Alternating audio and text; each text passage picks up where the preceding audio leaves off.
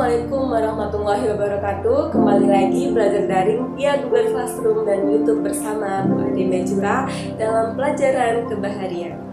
Pada tayangan kali ini akan dibahas lanjutan bab pertama yang berjudul Perkembangan Kebaharian pada Masa Islam dengan subjudul Kerajaan-Kerajaan Islam di Nusantara dan Peninggalan-peninggalan Sejarah Bercorak Islam.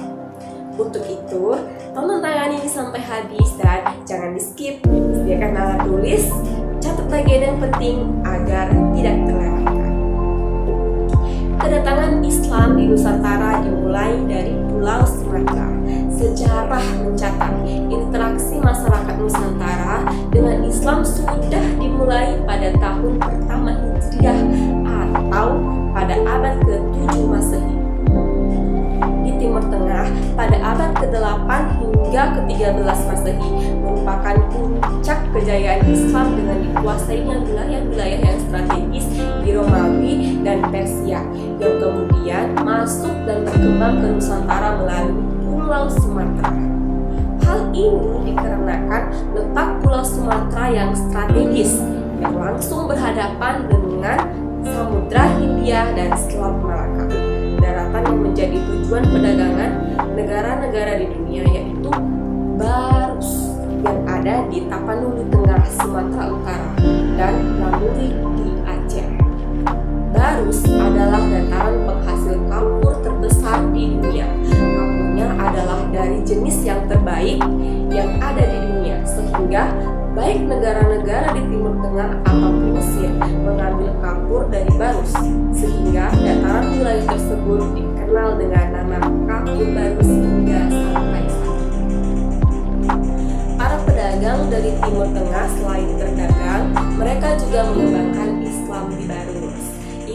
Islamisasi berlanjut ke Haru dan Perlak, yaitu wilayah yang ada di bagian timur Aceh.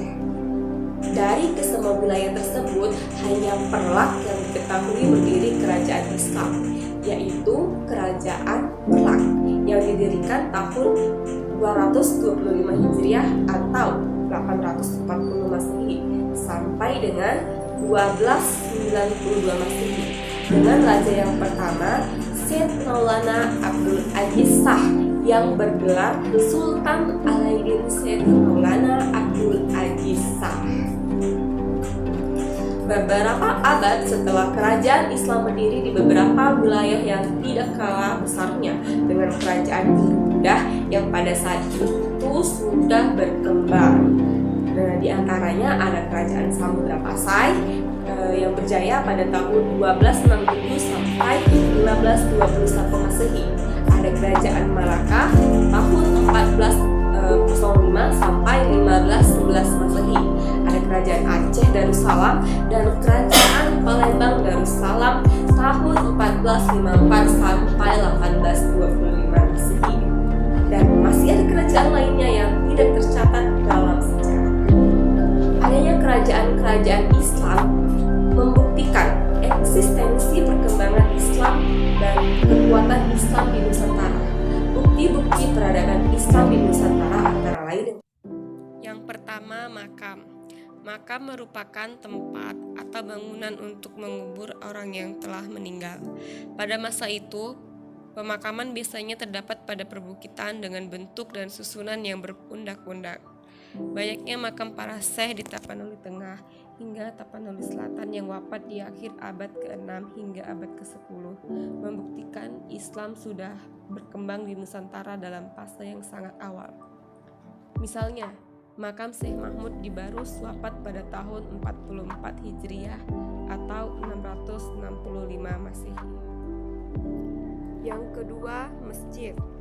Masjid merupakan seni arsitektur Islam yang sangat menonjol daripada yang lainnya.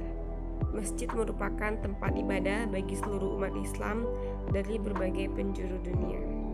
Salah satu masjid yang terkenal yaitu Masjid Agung Demak di Demak, Jawa Tengah. Berikutnya yaitu keraton.